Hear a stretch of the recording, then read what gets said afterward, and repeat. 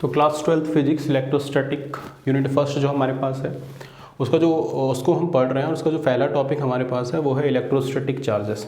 तो जो ये यूनिट है इलेक्ट्रोस्टैटिक्स, इसको हम कुछ छोटे छोटे चैप्टर्स में तोड़कर पढ़ेंगे। तो उसमें से जो सबसे पहले हमें पढ़ना है, इसका जो ए पार्ट्स हो जाएगा वो हो जाएगा हमारे पास इलेक्ट्रोस्टैटिक चार्जेस।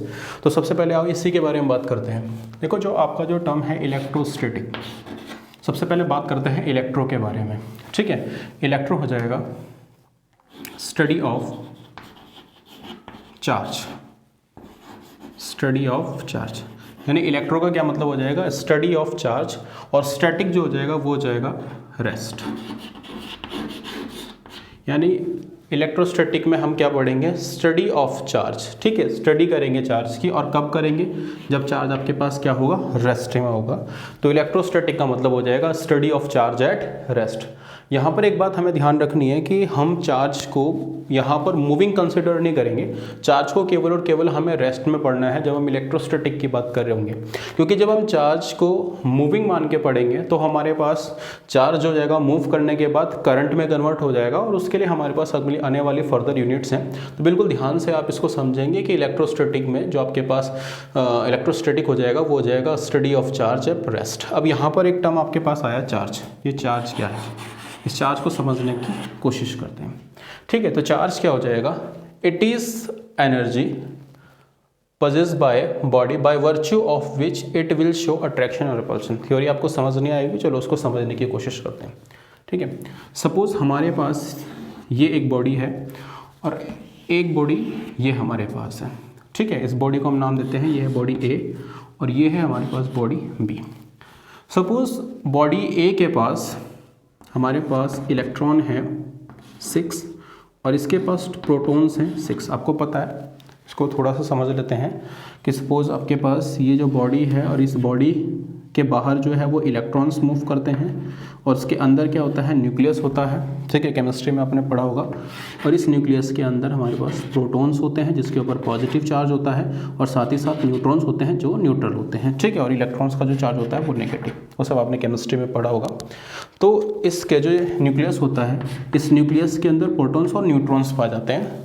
तो हम अभी मान रहे हैं कि इस बॉडी के अंदर 6 इलेक्ट्रॉन्स हैं और 6 प्रोटॉन्स हैं। तो प्रोटॉन और जो इलेक्ट्रॉन्स होते हैं उनकी जो संख्या होती है वो बराबर होती है।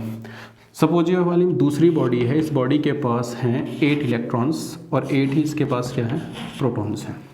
ठीक है, बॉडी ए के पास 6 इलेक्ट्रॉन्स और 6 प्रोटॉन्स हैं, बॉडी बी के पास 8 इलेक्ट्रॉन और 8 प्रोटॉन हैं। अब बॉडी ए क्या करती है, बॉडी बी की तरफ कुछ इलेक्ट्रॉन डोनेट करती है, काफ़ी रिच है और ये क्या कर रही है, दूसरे को कुछ इलेक्ट्रॉन्स दे रही है। सपोज यहाँ से इसने इसको 2 इलेक्ट्रॉन डोनेट किए, बॉडी ए ने बॉडी बी को 2 इलेक्ट्रॉन डोनेट किए। ठीक है, तो जिस बॉडी को दिए हैं, सपोज ए ने बी को दिए हैं, तो ए के ऊपर कुछ एनर्जी आएगी, उसी को मैं कह रहा हूँ कि वो क्या है, चार्ज है, वही एनर्जी चार्ज है। और ये जो चार्ज आ जाएगा 2 हो जाएगा। सेम इसके पास भी चार्ज कितना हो गया, 2 चार्ज हो गया। पर इसने बॉडी ए ने बॉडी बी को दिया है, तो जो बॉडी दे रही है उसके ऊपर क्या आ जाएगा, पॉजिटिव साइन, और जिस बॉडी ने लिया है उसके ऊपर आ जाएगा नेगेटिव साइन। तो ये क्या हो जाएगा, ये एक तरह की क्या हो जाएगी, एनर्जी हो जाएगी जो एक बॉडी दूसरी बॉडी को दे रही है। अब आप डेफिनेशन को पढ़ेंगे, charge it is energy possessed by body by virtue of which it will show attraction और रिपल्शन। अब बात करते हैं अट्रैक्शन और रिपल्शन की। ये हमें क्लियर हो गया कि चार्ज क्या है, चार्ज एक प्रकार की एनर्जी है। अच्छा, अब यहाँ पर क्या आया, बॉडी के ऊपर पॉजिटिव चार्ज आया, यहाँ बॉडी के पास क्या आया, नेगेटिव चार्ज आया।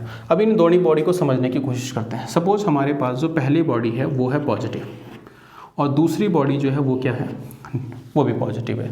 तो ध्यान रखना, ये दोनों के दोनों हुए लाइक, यहाँ पर ये जो चार्ज हुआ ये हुए लाइक चार्ज, बिल्कुल, यानी दोनों के दोनों क्या है, एक जैसे हैं, इसलिए मैंने इनको कहा लाइक चार्जेस।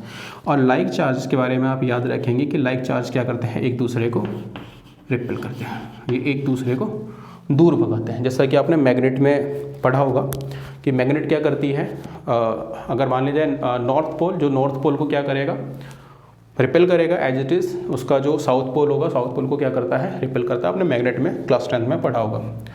उसके बाद हम बात करते हैं लाइक चार्जेस क्या कर रहे हैं, एक दूसरे को रिपेल कर रहे हैं। सपोज पहला चार्ज, यानी ये जो पहले वाली बॉडी है ये पॉजिटिव है और दूसरी वाली बॉडी क्या है, नेगेटिव है। अब ये चार्ज को क्या कहा जाएगा, अनलाइक चार्ज। ये हो जाएंगे आपके अनलाइक चार्ज। तो आप याद रखेंगे जो अनलाइक चार्ज होते हैं वो क्या करते हैं, एक दूसरे को अट्रैक्ट करते हैं, ठीक है। जो लाइक चार्जेस होते हैं वो क्या करते हैं, रिपेल करते हैं, और अनलाइक चार्जेस क्या करते हैं, एक दूसरे को अट्रैक्ट करते हैं। सपोज आपके पास ये नेगेटिव है पहली बॉडी और दूसरी बॉडी भी क्या है, नेगेटिव है, तो आप समझ रहे हैं कि दोनों के दोनों क्या हैं, लाइक चार्जेस हैं, और लाइक चार्ज क्या करते हैं, एक दूसरे को रिपेल करते हैं। सेम एज इट इज़ हो सकता है पहले वाला नेगेटिव हो आपके पास और दूसरी बॉडी क्या हो, पॉजिटिव हो, तो ये भी एक दूसरे को क्या करेंगे, अट्रैक्ट करेंगे, क्योंकि ये कैसे चार्ज हो जाएंगे, ये हो जाएंगे अनलाइक चार्जेस, ठीक है। तो ये आपको क्लियर हो गया होगा कि चार्ज जो होते हैं पॉजिटिव पॉजिटिव लाइक चार्जेस एक दूसरे को क्या करते हैं, रिपेल करते हैं, जबकि जो अनलाइक चार्जेस होते हैं वो एक दूसरे को क्या करते हैं, अट्रैक्ट करते हैं। तो अब आपको डेफिनेशन और ज़्यादा क्लियर हो जाएगी कि ये एक प्रकार की एनर्जी है, it is energy possessed by body by virtue of which it will show attraction और रिपल्शन। वो अट्रैक्शन कब शो करेगी, वो रिपल्शन कब शो करेगी, ये चीज़ें आपको क्लियर हो गई होंगी, ठीक है। चलते हैं आगे की तरफ।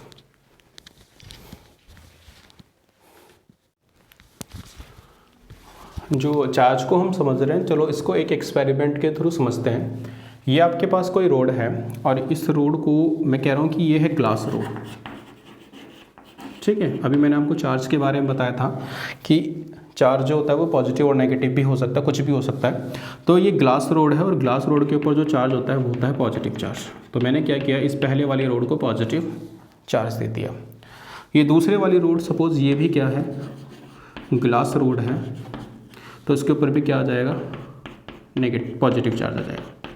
अब मैं क्या कर रहा हूँ, इस जो ये यहाँ पर बंधी हुई रोड है, इस वाली रोड के पास में एक दूसरी रोड लेकर आता हूँ। ये रोड फ्री है, इसको मैं खुद से लेकर गया, इसके पास लेकर गया। तो जैसे ही मैं इसके पास लेकर गया तो मैंने देखा कि ये क्या कर रही है, इसको दूर भेज रही है। कहने का मतलब क्या हो जाएगा कि जैसे ही ये पॉजिटिव वाली इस पॉजिटिव वाली के पास गए तो इसने क्या किया, रिपेल किया, क्योंकि चार्ज की प्रॉपर्टी है जो लाइक चार्जेस होते हैं वो क्या करते हैं, एक दूसरे को रिपेल करते हैं। तो इस वाले एक्सपेरिमेंट से ये वाली बात क्लियर हुई कि जब इस ग्लास रोड के पास दूसरी ग्लास रोड, जब दोनों के पास पॉजिटिव पॉजिटिव चार्जेस था, एक दूसरे के पास लेकर गए तो उससे क्या हुआ, ये एक दूसरे को दूर धकेलते हैं। तो यहाँ से क्लियर होता है कि जो लाइक चार्जेस होते हैं वो क्या करते हैं, एक दूसरे को रिपेल करते हैं। सेम हम दूसरे एक्सपेरिमेंट में समझते हैं।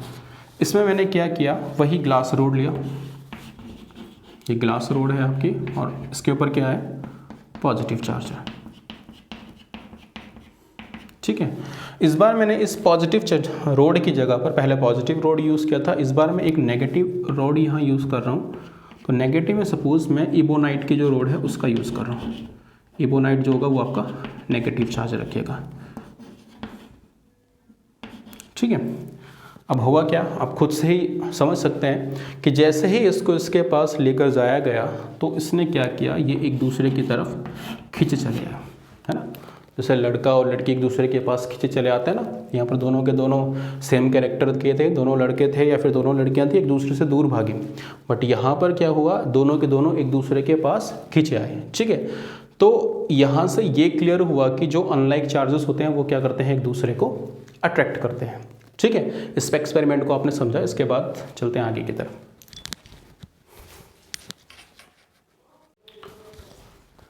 नेक्स्ट हम बात करते हैं चार्ज की, हमने बात की थी, अब बात करते हैं चार्ज की यूनिट क्या होती है। तो चार्ज की जो यूनिट होती है वो होती है कूलाम। आगे चैप्टर में आप पढ़ेंगे कूलाम्स का लॉ, तो कूलाम ने ही इसके बारे में बताया था। तो इसकी जो एसआई यूनिट है वो है कूलाम, ठीक है। कैपिटल सी से इसको इंडिकेट करते हैं। इसकी एक सीजीएस यूनिट भी है जिसको हम बोलते हैं स्टेट कूलाम। तो दोनों आप याद रखेंगे, एसआई यूनिट जो हो जाएगी वो हो जाएगी कूलाम, और जो इसकी सीजीएस यूनिट हो जाएगी वो हो जाएगी स्टेट कूलाम। इनके बारे में आपने क्लास 11th में डिस्कस किया होगा, ठीक है। अब बात करते हैं, इन दोनों में एक रिलेशन है, कूलाम में और स्टेट कूलाम में। वो रिलेशन है 1 कूलाम इज इक्वल टू होता है 3 × 10⁻⁹ स्टेट कूलाम। ये बात आप याद रखेंगे, काफ़ी इंपॉर्टेंट पॉइंट है। डायरेक्टली यहाँ से कोई क्वेश्चंस पूछ सकता है, नहीं तो आगे आने वाले कॉम्पिटिटिव एग्जाम में भी यहाँ से क्वेश्चन आ सकते हैं। 1 कूलाम इज इक्वल टू कितना होता है, 3 × 10⁻⁹ कूलाम। अच्छा, बात करते हैं और इसके बारे में। It is a scalar quantity. ये कैसी क्वांटिटी है? स्केलर क्वांटिटी है। आप अच्छी तरीके से जानते होंगे क्वांटिटीज़ दो तरह की होती हैं, स्केलर क्वांटिटी और वेक्टर क्वांटिटी। तो स्केलर क्वांटिटी वो होती है जिनके लिए जो मैग्नीट्यूड होता है वो इंपॉर्टेंट होता है, या डायरेक्शन की ज़्यादा बात हम नहीं करते हैं। सेम एज इट इज़ अगर हम बात करते हैं वेक्टर क्वांटिटीज़ के बारे में, तो उसके लिए जो मैग्नीट्यूड है यानी उसकी जो वैल्यू है और साथ ही साथ उसका जो डायरेक्शन है वो काफ़ी इंपॉर्टेंट होती है। ठीक है, तो आई होप जो ये वाला यूनिट जो है वो आपको उसको क्लियर हुई होगी। नेक्स्ट हम बात करते हैं डायमेंशंस। ठीक है, तो उसकी डायमेंशंस जो है वो हम निकाल सकते हैं I is equal to Q upon T. आपको पता है करंट क्या होता है? Charge per unit time. ठीक है, तो यहाँ से हम जो ये Q है यही हमारा चार्ज होता है, तो इसके डायमेंशंस निकाल सकते हैं। कितना हो जाएगा? Q is equal to T की मल्टीप्लाई हो जाएगी, कितना हो जाएगा? IT। ठीक है, तो अब I के डायमेंशंस रखते हैं। I होता है हमारे पास एम्पियर में, तो A से इंडिकेट करते हैं, और टाइम को हम रखते हैं कैपिटल T। तो यहाँ से Q की जो डायमेंशंस आ जाएगी वो आ जाएगी A इंटू टी, AT। ठीक है, ये भी आप याद रखेंगे।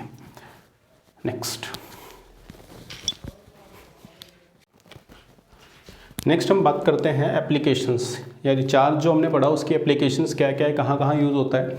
तो इसकी पहली एप्लीकेशन है वो पेंट स्प्रेइंग में। जब पेंट किया जाता है सब आप उसको क्या करना है, इसी बोर्ड को क्या करना है, पेंट करना है। तो जब आप पेंट करेंगे तो पेंट करते समय जिस स्प्रे से आप पेंट करेंगे उसके पार्टिकल्स और इस बोर्ड के जो पार्टिकल्स होंगे वो या सरफेस जो है वो क्या आनी चाहिए, कॉन्टैक्ट में आनी चाहिए। अगर वो अट्रैक्ट होगी तो वो ईजिली क्या कर जाएगी, यानी अगर दोनों के दोनों जो चार्जेस होंगे वो अपोजिट होंगे तो वो क्या कर जाएगा, इजीली इसके साथ चिपक जाएंगे। Same as it is xerox में भी जब आप क्या करते हैं, आपका जो इंक होती है वो आपकी सरफेस यानी जो आपका पेज है उसके कांटेक्ट में आती है तो वो इजीली वहाँ से क्या कर जाती है, अट्रैक्ट कर जाती है। तो ये दोनों के दोनों क्या हो जाएंगे, एप्लीकेशंस हो जाएंगे चार्ज के। नेक्स्ट हम बात करते हैं charge and mass of electron and proton, यानी जो इलेक्ट्रॉन है उसका चार्ज और उसका मास क्या होता है, same as it is proton के बारे में बात करेंगे।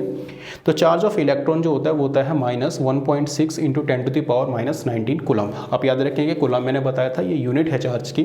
तो एक इलेक्ट्रॉन जो है उसके ऊपर कितना चार्ज होगा, 1.6 इंटू 10⁻⁻19 कूलम। माइनस में होगा, आप याद रखेंगे, आपके आने वाले न्यूमेरिकल्स में ये यूज़ होगी directly value. As it is अगर हम बात करें चार्ज ऑफ प्रोटॉन, तो चार्ज ऑफ प्रोटॉन कितना होगा, 1.6 इंटू 10⁻⁻19 कूलम ही। बस याद रखेंगे कि जो चार्ज ऑफ इलेक्ट्रॉन होगा वो नेगेटिव में होगा, जबकि चार्ज ऑफ प्रोटॉन जो होगा वो पॉजिटिव में होगा। क्योंकि जितने ही आपके पास क्या होंगे, सपोज मैं इसको समझाता हूँ, ये सपोज आपके पास क्या है, कोई एटम है और इस एटम के पास सपोज 2 इलेक्ट्रॉन्स हैं। तो इसके सेंटर में यहाँ पर भी क्या होंगे, 2 प्रोटॉन भी होंगे। तो 2 प्रोटॉन्स का चार्ज कितना हो जाएगा, 2 इंटू 1.6 इंटू 10⁻⁻19 कूलम। ठीक है, तो आप उसको मल्टीप्लाई करेंगे तो ये आ जाएगा 3.2 इंटू 10⁻⁻19 कूलम। तो ऐसे आप क्या कर सकते हैं, जितने आपके पास इलेक्ट्रॉन्स होंगे तो उसको 1 से मल्टीप्लाई करके, यानी 1 प्रोटॉन का या 1 इलेक्ट्रॉन का जो चार्ज होगा आप टोटल चार्ज निकाल सकते हैं, प्रोटॉन के ऊपर कितना है और इलेक्ट्रॉन के ऊपर कितना है। सेम एज इट इज आप इन दोनों का भी क्या निकाल सकते हैं, चार्ज निकाल सकते हैं। एक इलेक्ट्रॉन के ऊपर जो चार्ज होता है वो होता है -1.6 इंटू 10⁻⁻19 कूलम। आप इसको क्या करेंगे, 2 इलेक्ट्रॉन्स आपके पास है तो 2 से मल्टीप्लाई करेंगे तो आपके पास जो टोटल चार्ज इलेक्ट्रॉन के ऊपर आ जाएगा वो आ जाएगा -3.2 इंटू 10⁻⁻19 कूलम। ठीक है, बात करते हैं as it is mass of electron के बारे में। तो इलेक्ट्रॉन का जो मास होता है वो होता है 9.1 इंटू 10⁻31 kg। आप याद रखेंगे इसका ऑर्डर होता है 10⁻31 kg। 9.1 इंटू 10⁻31 kg, ये भी न्यूमेरिकल्स में वैल्यू यूज़ होगी। मास ऑफ प्रोटॉन जो होता है वो होता है 1.67 इंटू 10⁻27। इसका जो ऑर्डर होता है 10⁻27। आप देख रहे हैं कि जो ऑर्डर है वो प्रोटॉन का बड़ा है, इसका मतलब जो मास है, जो ज़्यादा अमाउंट में मास है वो किसका होता है, प्रोटॉन का होता है, एज़ कम्पेयर टू, अगर मैं यहाँ पर लिखूँ MP, ज़्यादा होता है किससे, Me से। तो ये भी आप याद रखेंगे। ठीक है, तो दोस्तों ये हमारा था इलेक्ट्रोस्टैटिक चार्ज के बारे में हमने पढ़ा। अब आगे आने वाले चैप्टर में हम कूलम्ब्स का लॉ जो है उसको डिस्कस करेंगे। तो तब तक के लिए बने रहिए, और अगर आपको मेरे पढ़ाने का तरीका या फिर जो कंटेंट है वो पसंद आया हो तो आप चैनल को लाइक शेयर सब्सक्राइब जरूर करें, अपने दोस्तों तक पहुँचाएँ। Thank you.